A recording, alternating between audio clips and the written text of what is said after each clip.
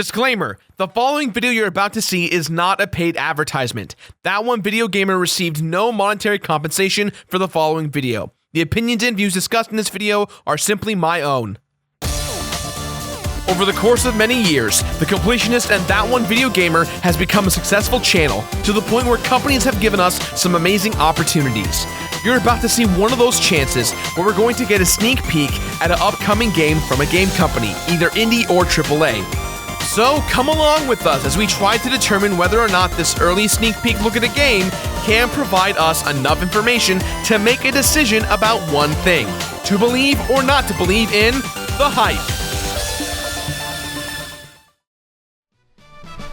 Hey guys, what's up? I am in Redmondton, Washington for a very cool opportunity. I got to come to Nintendo headquarters, and it's me and Pro Jared and the Smosh Games guys and Davis from the Warp Zone and a couple of other people, and we've gotten this really cool opportunity to take a deep look at Splatoon. And aside from looking at Splatoon, just being here where they've made so many great games over so many years is such an honor, and we're gonna get to go check out Splatoon. So let's go.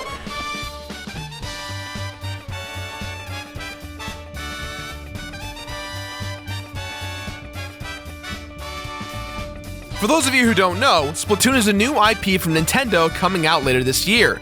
Now, a year ago, we had little to no knowledge about this game, but with the exception that it was a 4 vs 4 third-person paintball ink shooter involving these beings called the Inklings. The Inklings are human characters that can transform into squids.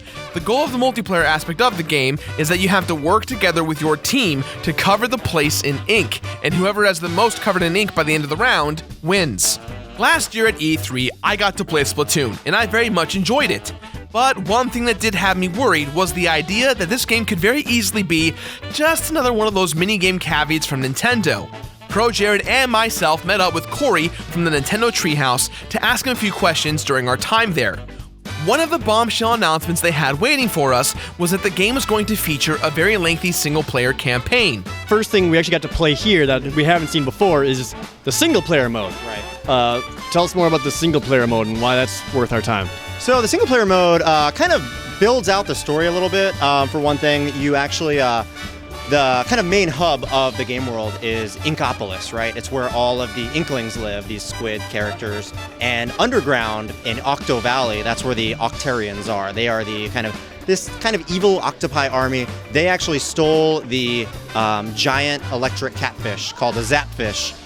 They took it down to Octo Valley, and so that's the main power source. So you've got to go down there and retrieve it, essentially. The single player, from what I've played, seems very large. We only were allowed to play a few levels from the main campaign, but it was still a fun experience to dip our toes in. Each level that we played felt very linear, but some of the animation and travel aspects felt very open and familiar. Reminds me of the Mario Galaxy series. Despite feeling very linear, these levels would often introduce new puzzle elements that would frantically change how we'd have to play the game. The basic gameplay of the game is that you've got unlimited ink. In a way, kind of. Every time you shoot out ink, you can turn into a squid and reabsorb the ink you just shot out and refilling your ink canister, so you'll be traveling in and out of squid form to refuel yourself. One of my favorite things from the single player mode are the enemies.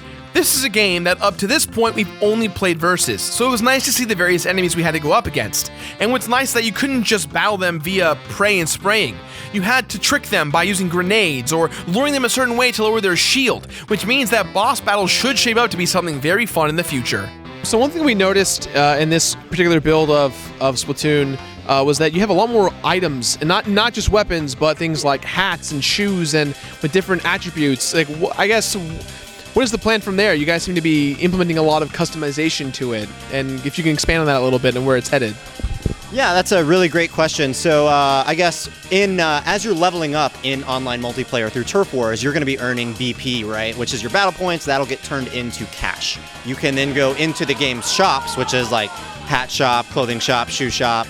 There's a weapon shop as well, but with gear specifically, like the hats and things you equip, they'll come with abilities. So one of those abilities is called Ink Saver. If it comes with that ability, you now use less ink to use your, sub-weapons for etc. So and you'll strategically want to be careful about what gear you're bringing into battle. So not only, let's say, does the visor look cool that you're wearing, but it's going to have this additional ability that you're granted just by using it. So all of the weapons are obviously ink-based, but the different variety does open up for different gameplay. The roller, for instance, provides a melee-based experience which is pretty challenging to get used to, but when you figure it out, it's really cool. It feels so damn rewarding to kill someone with the roller, especially because they have a gun and you have a staff, or a paint roller in this case. And anyone can equip any weapon in their arsenal, providing they have enough battle points to own it. There really are kind of the three types of weapons in the game. So, like we saw at E3, there's the splatter shot type weapon where it's going to be the rapid fire. There'll be kind of different versions of that. There'll be kind of different versions of maybe melee weapons that are kind of like the roller. And then you've got the category of charger weapons where you'll have kind of you charge down the shot. The longer you hold it down, the further that ink splatter is going to go. Like that sniper rifle one? Yep, that we saw today. Mm-hmm. The gameplay is going to change quite a bit, but Nintendo did tell us they were trying to approach their online community a lot more seriously when it comes to Splatoon and multiplayer. The game currently doesn't have local multiplayer, so it's going to heavily rely on you playing on your console at home, online with friends or with strangers. There is no online voice chat, which is disappointing, but it does make sense providing who the age range of the game is going to be. But one thing that we did notice was that there's going to be a ranking system via the battle points at the end of each round. When we as a room collective hit level 10, we suddenly had access to another mode called Ranked Battle, which featured a mode called Splat Zone, a King of the Hill type game. The game no longer became about who had the most ink wear or kills, but it became about who held the ink zone for the longest. Today, for the first time, we unveiled that we'll have a mode called Ranked Battles. This is where you'll need to have a base level 10 to even be able to play ranked battles. As you saw today, one of those ranked battles is called Splat Zones, where you'll need to be a lot more kind of coordinated thinking as a team in order to succeed in that.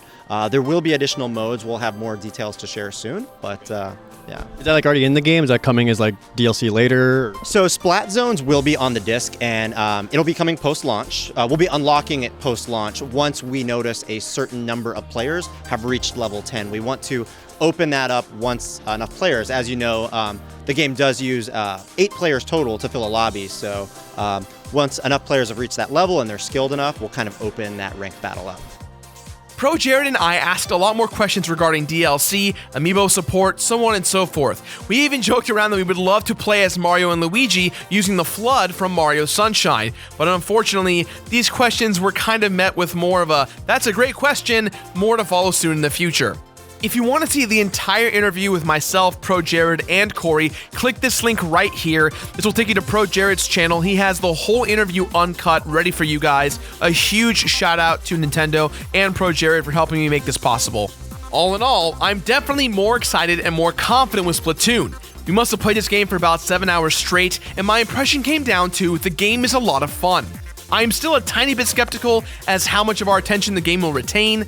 The story mode will definitely be my jam, with tons of unlockable rewards aimed for those online. So there's tons of room for opportunities, especially with the correct DLC model. I am a bit bummed that there's not really a good way to play with your friends locally, considering that each person needs their own gamepad. But Splatoon is designed for an online experience and not a local co-op one, so I understand in that regard. Nintendo revealed to us that Splatoon will be launching sometime in May. On a scale of not hype to hype, I'm about right in the middle, leaning a little bit towards the hype side of things. I do have some doubts, but from what I got to experience, there's no doubt that the core multiplayer experience for Splatoon will lead to many, many hours of fun. So what do you guys think of Splatoon so far? Let me know what your thoughts are in the comments below.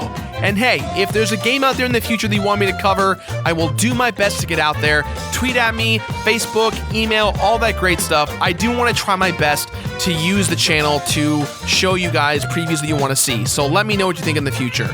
And until next time, stay awesome, my dudes.